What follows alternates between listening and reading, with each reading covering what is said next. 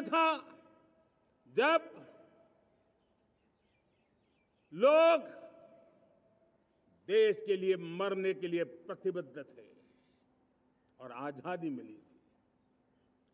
आज ये समय है देश के लिए जीने की प्रतिबद्धता का। अगर देश के लिए मरने की प्रतिबद्धता आजादी दिला सकती है तो देश के लिए जीने की प्रतिबद्धता समृद्ध भारत भी बना सकती है।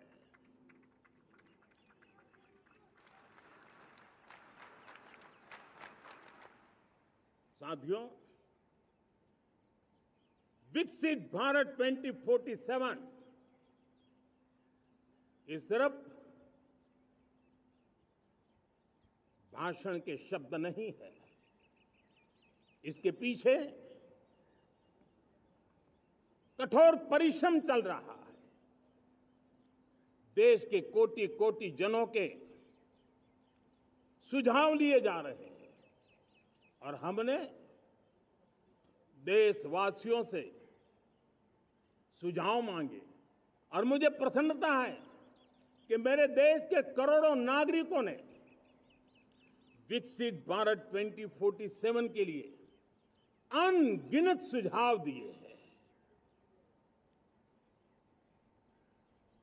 हर देशवासी का सपना उसमें प्रतिबिंबित हो रहा है।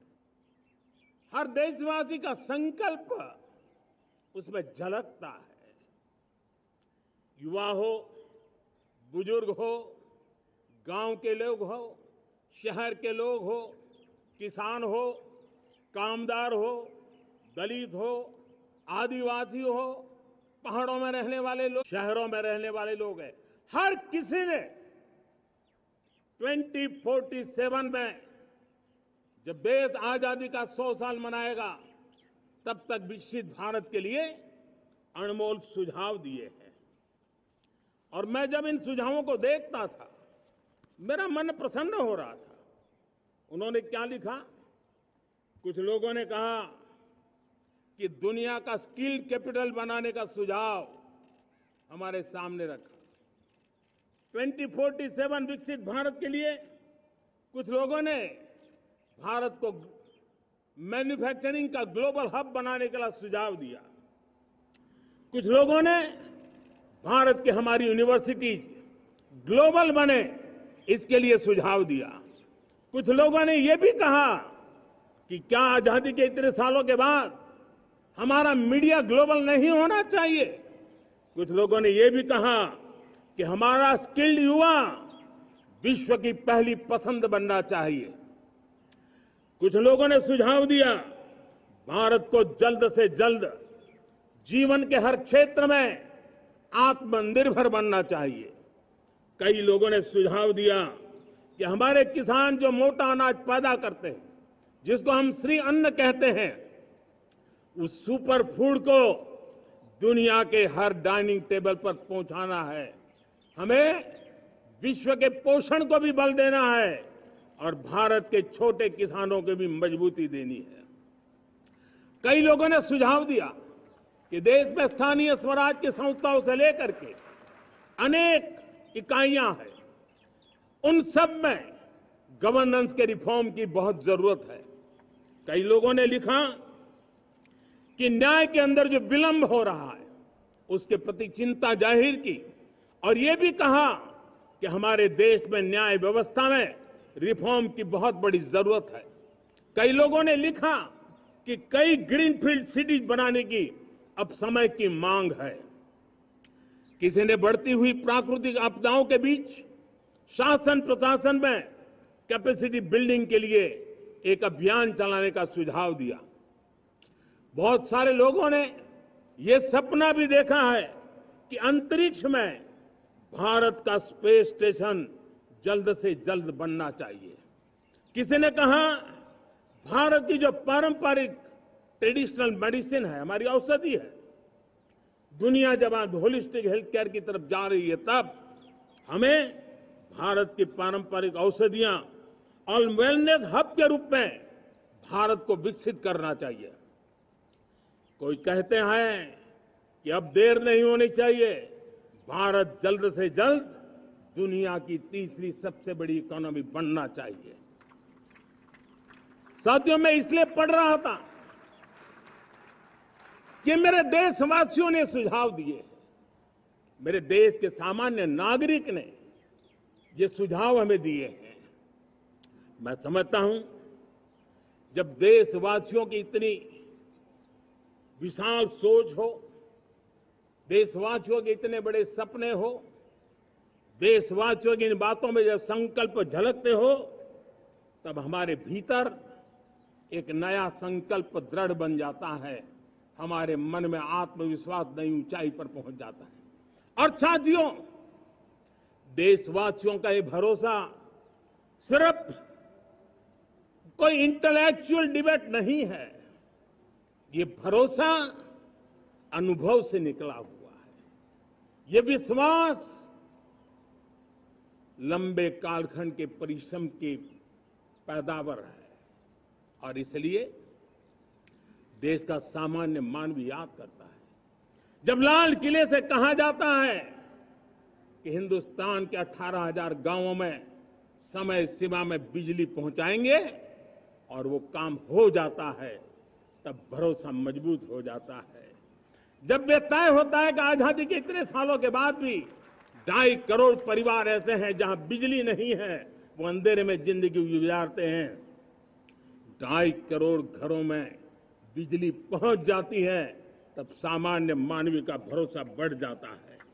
जब लाल किले से स्वच्छ भारत की बात कही जाए, तब इस देश के अग्रिम हरोर पंक्ति में बैठे हुए लोग हो, गांव के लोग हो, गरीब बस्ती में रहने वाले लोग हो, छोटे छोटे बच्चे हो, हर परिवार के अंदर स्वच्छता का वातावरण बन जाए, स्वच्छता की चर्चा हो, स्वच्छता के संदर्भ में एक दूसरे को रोक टोकने का निरंतर प्रयास चलता रहे। मैं समझता हूं कि ये भारत के अंदर आई हुई नई चेतना का प्रतिबिंब है। जब देश के सामने लाल किले से कहा जाए कि आज हमारे परिवारों में 3 करोड़ परिवार ऐसे हैं जिनके घर में नल से जल मिलता है, आवश्यक है हमारे इन परिवारों को पीने का शुद्ध पानी पहुंचे।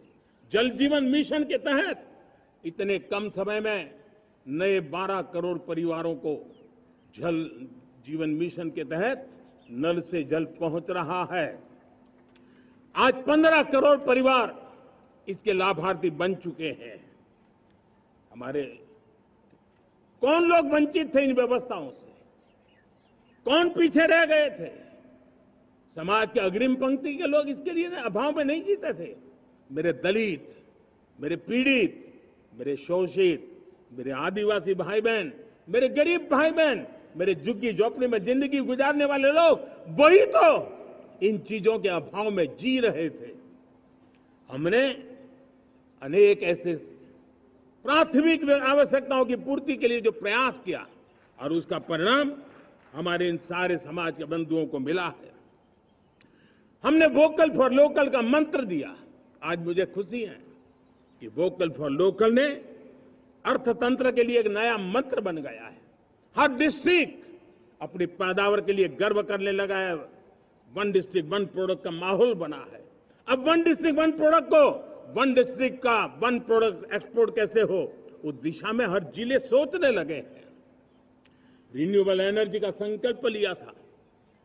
G20 समूह के देशों ने जितना किया है उससे ज्यादा भारत ने किया है, और भारत ने ऊर्जा के क्षेत्र में आत्मनिर्भर बनने के लिए, ग्लोबल वार्मिंग की चिंताओं से मुक्ति पाने के लिए हमने काम किया है। साथियों, देश गर्व करता है आज जब फिनटेक की सफलता को लेकर पूरा विश्व भारत से कुछ सीखना समझना चाहता है, तब हमारा गर्व और बढ़ जाता है।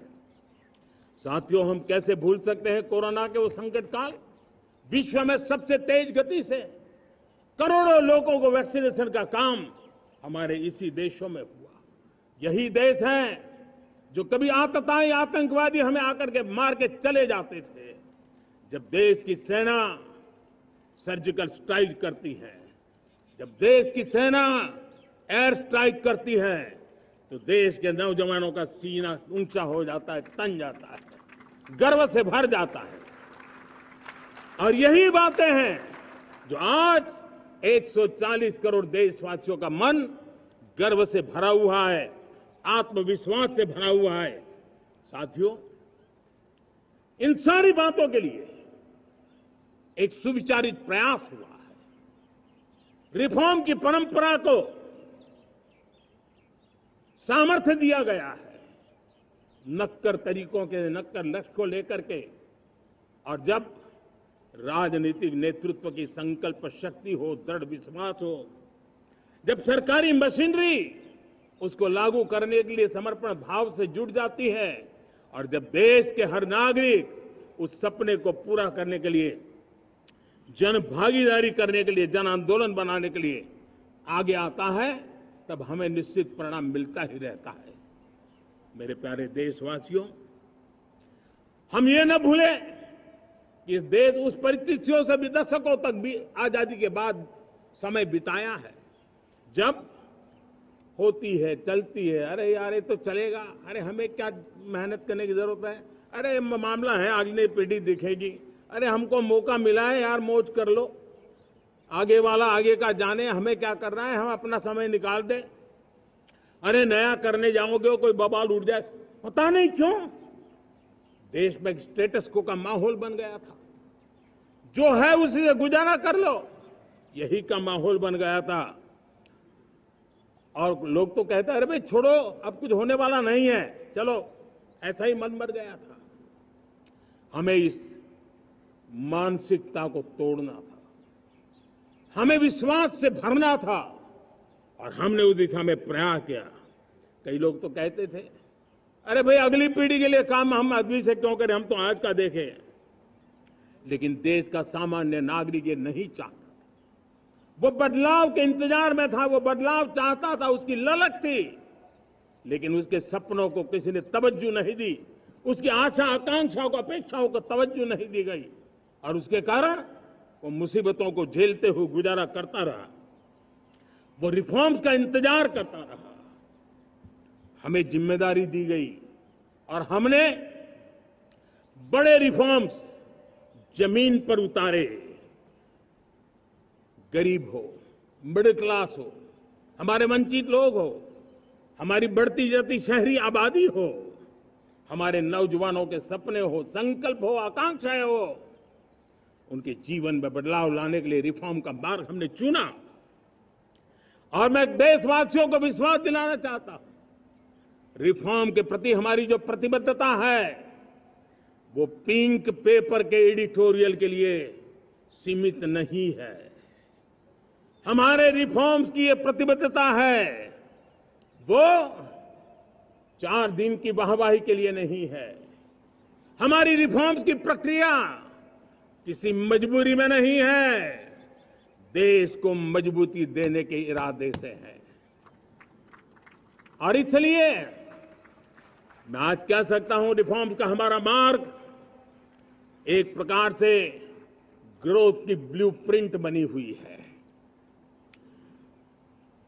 ये हमारा रिफॉर्म, ये ग्रोथ, ये बदलाव, ये सिर्फ डिबेट क्लब के लिए, इंटेलेक्चुअल सोसाइटी के लिए, एक्सपर्ट लोगों के लिए सिर्फ चर्चा का विषय नहीं है। साथियों, हमने राजनीतिक मजबूरी के कारण नहीं किया है। हम जो कुछ भी कर रहे हैं वो राजनीति का भागा गुणा करके नहीं सोचते हैं। हमारा एक ही संकल्प होता है, नेशन फर्स्ट, नेशन फर्स्ट, राष्ट्रहित सुप्रीम, ये मेरा भारत महान बने, इसी संकल्प को लेकर के हम कदम उठाते हैं। साथियों, जब रिफॉर्म की बात आती है, एक लंबा परिवेश है।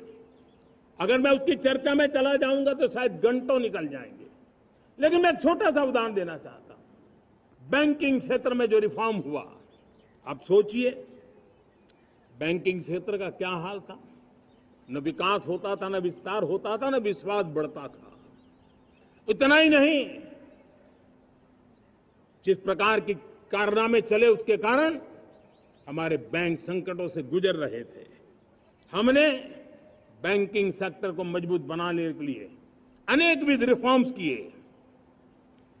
और आज उसका कारण हमारी बैंक विश्व में जो इन्हीं गुनी मजबूत बैंक के हैं उसमें भारतीय बैंकों ने अपना स्थान बनाया है। और जब बैंक मजबूत होती है ना तब फॉर्मल इकोनॉमी की ताकत भी बढ़ती है। जब बैंक की व्यवस्था बन जाती है तब सामान्य खास करके मध्यम वर्ग के परिवार की जो रिक्वायरमेंट होती है उसको पूरा करने की सबसे बड़ी ताकत बैंकिंग सेक्टर में होती है। अगर उसको होम लोन चाहिए, उसको व्हीकल का लोन चाहिए, मेरे किसान को ट्रैक्टर के लिए लोन चाहिए, मेरे नौजवानों को स्टार्टअप के लिए लोन चाहिए, मेरे नौजवानों को कभी पढ़ने के लिए एजुकेशन के लिए लोन चाहिए, किसी को विदेश जाने के लिए लोन चाहिए, ये सारी बातें उसे संभव होती है। मुझे तो खुशी है कि मेरे पशुपालक भी, मेरे मछली पालन करने वाले भाई बहन भी आज बैंकों से लाभ ले रहे हैं। मुझे खुशी है मेरे रेहड़ी पटरी वाले लाखों भाई बहन आज बैंक से साथ जुड़ करके अपनी नई ऊंचाइयों को प्राप्त कर रहे हैं और विकास की दिशा में वो भागीदार बन रहे हैं। हमारे एमएसएमई, हमारे लघु उद्योग के लिए तो बैंक एक सबसे बड़ी सहायक होती है। उसको रोजमर्रा पैसों की जरूरत होती है अपने नित्य मर्जी पर प्रगति के लिए, और उस काम को हमारी मजबूत बैंकों के कारण संभव हुआ है। साथियों, दुर्भाग्य से हमारे देश में आजादी तो मिली लेकिन लोगों को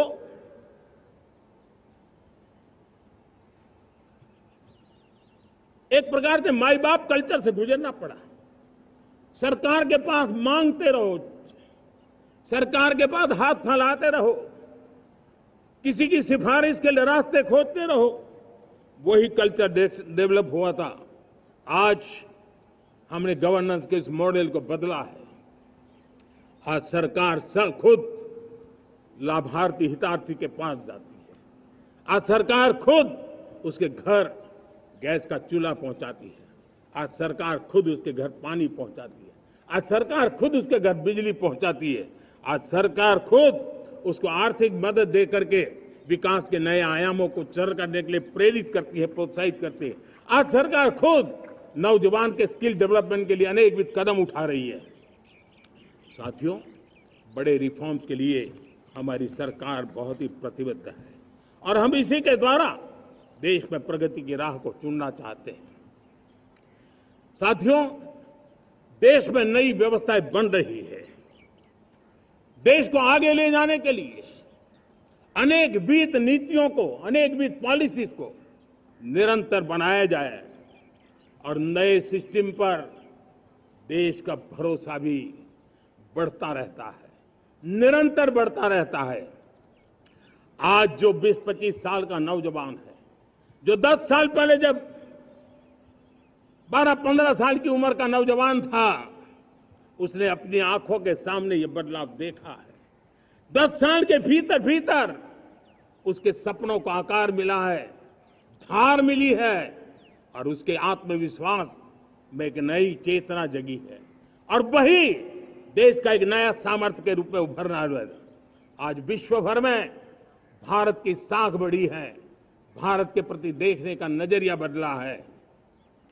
आज विश्व में युवाओं के लिए संभावनाओं के द्वार खुले हैं। रोजगार के अनगिनत नए अवसर जो शायद आजादी के इतने सालों के बाद भी नहीं आए थे, वो आज उनके दरवाजे पर दस्तक दे रहे हैं। संभावनाएं बढ़ती गई हैं, नए मौके बन रहे हैं।